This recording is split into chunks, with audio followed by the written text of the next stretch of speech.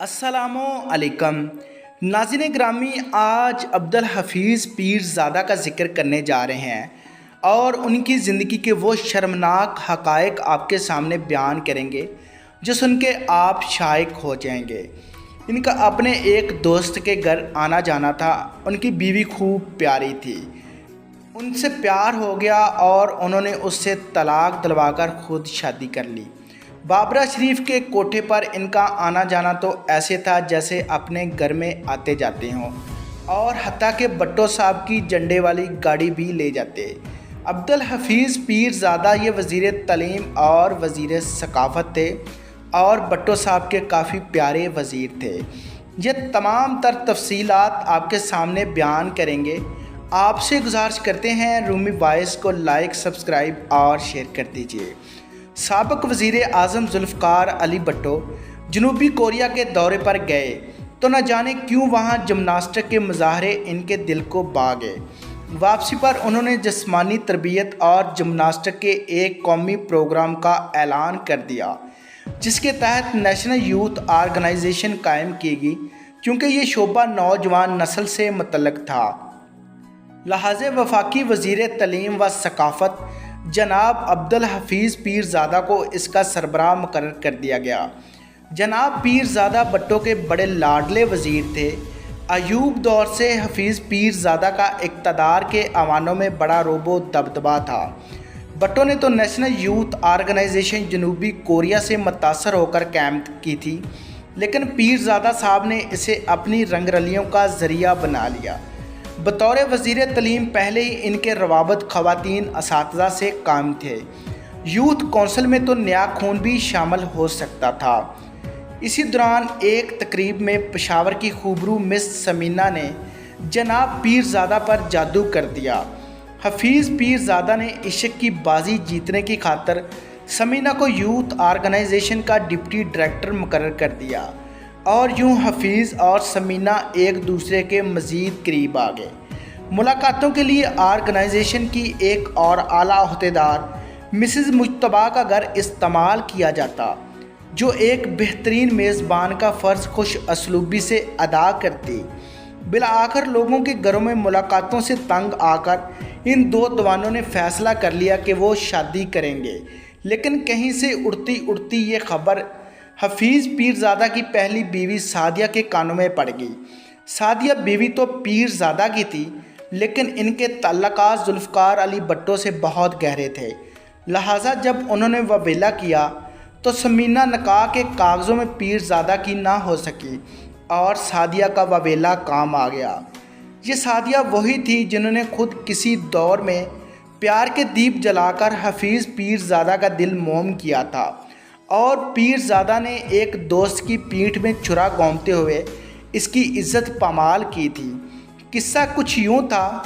सादिया की पहली शादी हारून जाफ़र से हुई थी। हारून और हफीज़ गहरे दोस्त थे।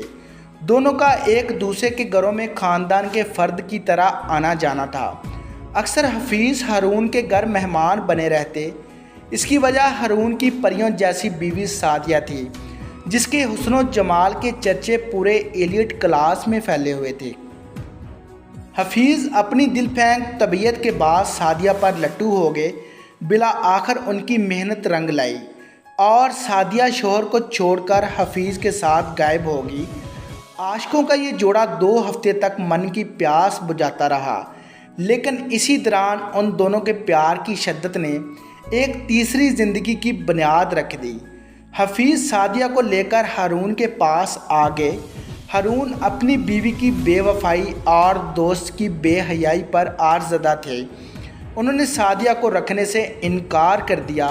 सादिया ने डटाई का मुजाहरा करते हुए तलाक का मुतालबा कर दिया, जिस पर हारून ने कहा, पहले तमाम जेवरात और कोठी वापस करो, फिर तलाक मिलेगी।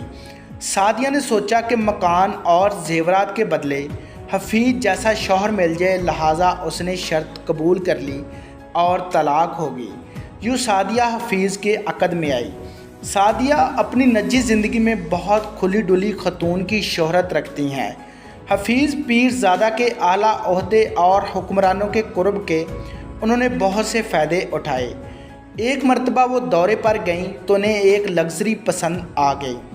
محترمہ نے تمام قانونی تقاضوں کو بالائے طاق رکھتے ہوئے گاڑی ڈرائیو کی اور اسے گھر لے آئیں۔ ڈپٹی کلکٹر فیض محمد کو معلوم ہوا تو انہوں نے مؤدبانہ گزارش کی کہ گاڑی واپس کر دیجیے، ابھی تو کلیئر بھی نہیں ہوئی، اگر آپ لینا چاہتی ہیں تو اس کے مالک سے بات کر لیجیے۔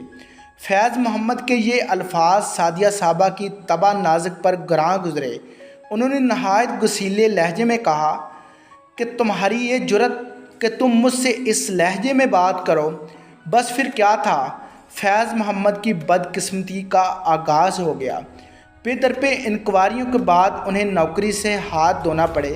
پیرزادہ صاحب کی محبت کے قصے ثمینہ اور سعدیہ تک محدود نہیں تھے، بلکہ انہوں نے فلمی دنیا کے حسین چہروں کی خاطر بھی بدنامی مول لی۔